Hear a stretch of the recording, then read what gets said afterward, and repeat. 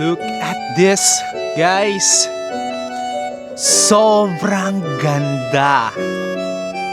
Hey! Alam niyo kung ano to?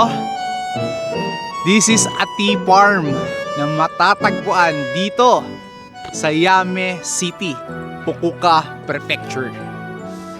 Grabe, one of the Japan most famous high producing, high quality tea.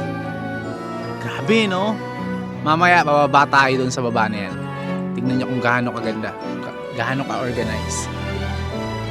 Sobrang planchado. Diba? Tingnan niyo kung gaano kaganda. Oh. Oh.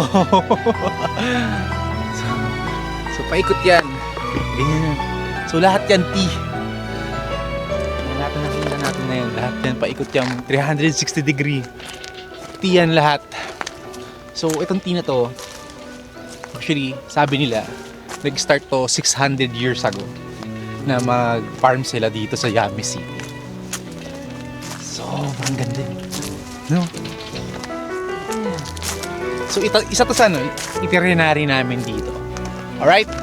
Kaya para sa easy at smooth, masaya na travel experience dito sa Fukuoka and Kyushu, i-message nyo lang ako bahala sa inyo. Kaya let's go travel Fukuoka and Kyushu.